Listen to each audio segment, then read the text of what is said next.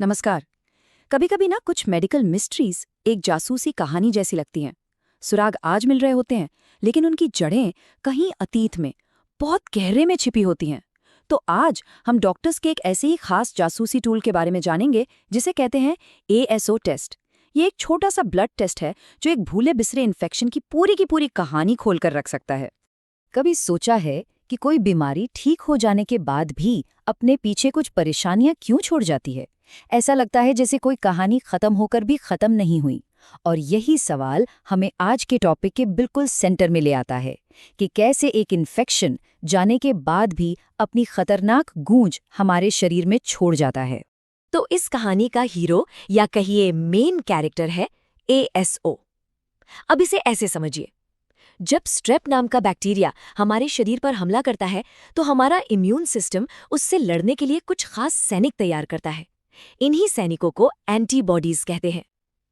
मजे की बात यह है कि इन्फेक्शन खत्म होने के बाद भी ये सैनिक हमारे खून में एक तरह के पैरों के निशान की तरह रह जाते हैं, ये बताने के लिए कि दुश्मन यहाँ आया था। तो हमारे इस जासूसी मिशन में 5 पड़ाव होंगे। पहले हम समझेंगे कि स्ट्रेप के ये निशान आखिर हैं क्या। फिर देखेंगे कि कौन से लक्षण इस टेस्ट की तरफ इशारा करते हैं। इसके बाद हम नतीजों के कोड को डिकोड करेंगे। फिर कुछ ऐसी सावधानियों पर भी बात करेंगे जहां सुराग हमें गुमराह कर सकते हैं। और आखिर में जब केस सुलझ जाएगा तो आगे का रास्ता क्या होगा। तो चलिए पहले पड़ाव से शुरू करते हैं। देखिए, यहाँ सबसे जरूरी बात जो समझने वाली है वो ये है कि एएसओ टेस्ट अभी चल रहे इन्फेक्शन का पता लगाने के लिए नहीं है। नहीं, बल्कि ये एक ऐसे दुश्मन का सबूत ढूंढता है जो हमला करके पहले ही जा चुका है। मान लीजिए किसी को कुछ हफ्ते पहले गले में हल्की सी खराश हुई थी, जो अपने आप ठीक भी हो गई, लेकिन अब अचानक से जोड़ों में दर्द या बहुत ज्यादा थकान जैसी नई परेशानियां शुरू हो गई हैं।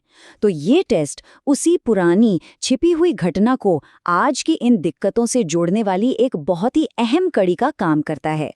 तो वो कौन से लक्षण हैं जो इन चेतावनी घंटियों को बजाते हैं? वो कौन से अलार्म्स हैं जो डॉक्टर को ये सोचने पर मजबूर कर देते हैं कि कहीं इन सब के पीछे उस पुराने स्ट्रेप इन्फेक्शन का हाथ तो नहीं? देखिए, पहला गंभीर मामला है रोमैटिक फीवर। और ये सिर्फ जोड़ों के दर्द तक ही सीमित नहीं है, ये हमारे दिल के वाल्व पर परमानेंट निशान छोड़ सकता है जो जिंदगी भर परेशान कर सकता है। इसीलिए जब बुखार के साथ जोड़ों में दर्द जैसे लक्षण दिखते हैं तो डॉक्टर उस पुरानी कड़ी को ढूंढना चाहते हैं, इससे पहले कि बहुत देर हो जाए। दूसरी बड़ी चिंता है ग्लोमेरुलोनेफ्राइटिस। हमारी किडनियां शरीर का फिल्टर हैं, है ना?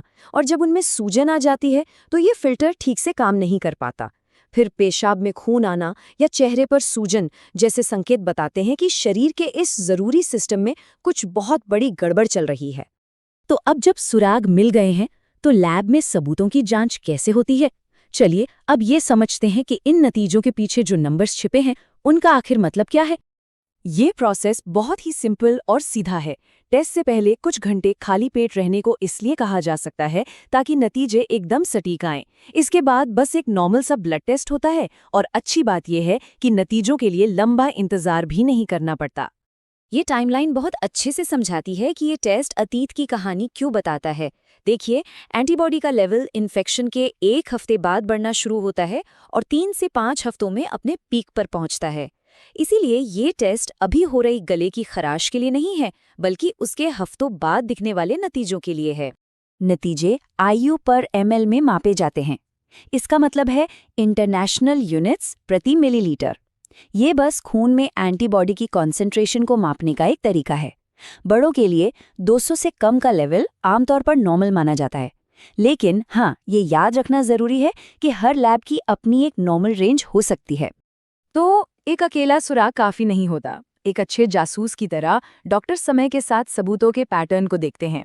अगर 2 हफ्ते बाद एंटीबॉडी का लेवल बढ़ रहा है तो इसका मतलब है कि अपराधी यानी इन्फेक्शन हाल ही में यहाँ था। और अगर लेवल घट रहा है तो मतलब है कि मामला अब ठंडा पड़ रहा है। अब हम इस जासूसी कहानी के सबसे पेचीदा हिस्से पर आते हैं। कभी कभी एक सबूत काफी नहीं होता और कहानी में कुछ नए मोड़ भी आ सकते हैं। अब यहाँ एक चौंकाने वाला फैक्ट है। सोचिए, रोमैटिक फीवर, जो स्ट्रेप इन्फेक्शन की सबसे गंभीर कॉम्प्लिकेशंस में से एक है, उसके सिर्फ 85% मरीजों में ही ये टेस्ट बढ़ावा आता है। इसका सीधा सा मतलब ये है कि 100 में से 15 मरीज जिन्हें असल में रूमेटिक फीवर है, उनका ASO टेस्ट रिजल्ट नॉर्मल आ सकता है। इसीलिए डॉक्टर कभी भी सिर्फ एक टेस्ट के भरोसे नहीं बैठते। एक नॉर्मल नतीजा बीमारी की संभावना को पूरी तरह से खारिज नहीं करता। किसी भी जासूसी कहानी की तरह यहाँ भी कई भ्रामक सुराग हो सकते हैं, जैसे कि अगर टेस्ट बहुत जल्दी या बहुत देर से कर लिया जाए तो नतीजा गलत हो सकता है। कुछ दवाएं सबूतों को मिटा सकती हैं और लिवर की बीमारी जैसी दूसरी हेल्थ कंडीशंस भी कहानी को उलझा सकती हैं। और यहीं पर कहानी में एक और जासूस की एंट्री होती है, एंटी डीएनएज बी टेस्ट। इसे ASO का पार्टनर समझ लीजिए। जब स्ट्रेप इन्फेक्शन गले के बजाय स्किन पर होता है तो ASO टेस्ट अक्सर चुप रहता है। ऐसे मामलों में ये दूसरा टेस्ट ज्यादा भरोसेमंद सुराग देता है। चलिए अब अंतिम हिस्से पर चलते हैं। जब सारे सुराग मिल जाते हैं और केस सुलझ जाता है तो फिर आगे क्या होता है? एक बार जब ये पक्का हो जाता है कि हाल ही में स्ट्रेप इन्फेक्शन हुआ था, तो सबसे पहला और सबसे ज़रूरी कदम होता है शरीर में छिपे हुए बचे-खुचे बैक्टीरिया को पूरी तरह खत्म करना।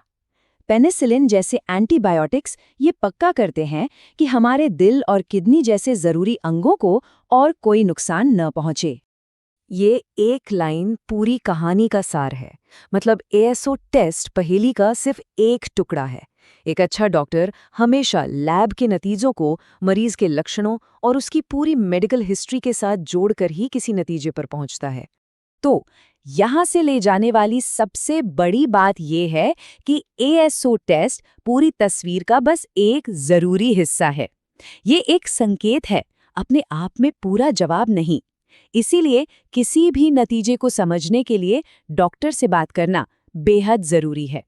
और आखिर में ये हमें एक बड़े सवाल पर छोड़ जाता है।